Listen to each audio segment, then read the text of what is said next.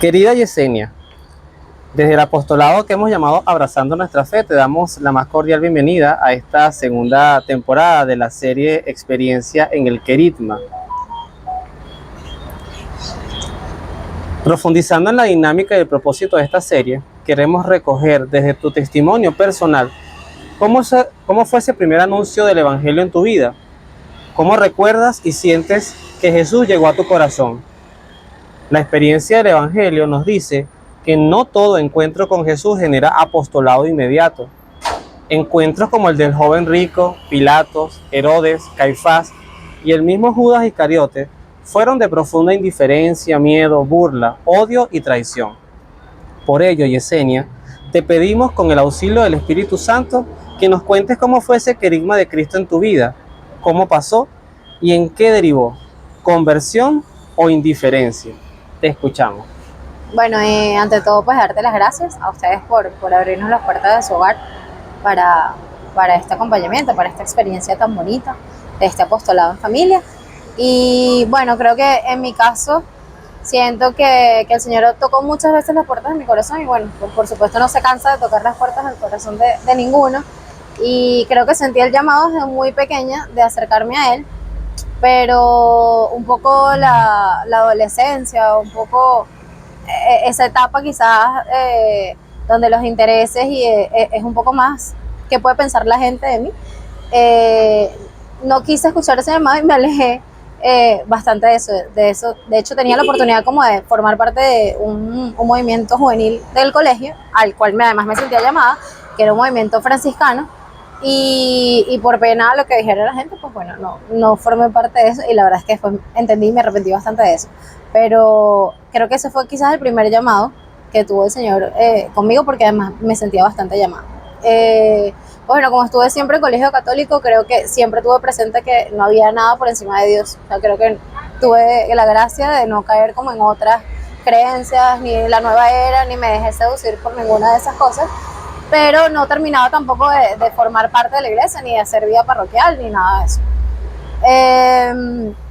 Creo que quizás el segundo llamado, ya estando más grande, era cuando sentía como en las fiestas, sobre todo de la chinita, no sé si tenía que ver con mi nombre o qué, porque es Chiquinquirá, y siempre tenía como que ese llamado, esa llama a ir a la iglesia, a formar parte, a ayudar, sobre todo a eso, el tema de la procesión y todo esto de la chinita, pero tampoco me dejé conquistar por el Señor, o sea, me quedé bastante dura ahí y no me dejé conquistar. Y ya un poco más grande, creo que conozco el Camino de Emaús y creo que fue como eso que quitó el velo de mis ojos para terminar de entender que sí, que Jesús siempre ha estado caminando a mi lado, que además ha estado tocando las puertas de mi corazón, cual mendigo, como mendigo del amor de todos nosotros. Y me dejé enamorar, me dejé conquistar, terminé de entender que sí, que Jesús estaba ahí, que siempre había estado conmigo. Y me entregué y le pedí al Señor que me hiciera ese instrumento para servirle en cualquier espacio donde Él me necesitara.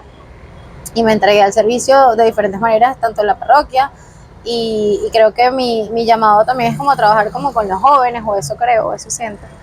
Y bueno, nada, siempre le digo a Dios que donde me ponga Él, donde Él quiera que yo esté, yo voy a estar allí. Así que quiero ser su instrumento siempre.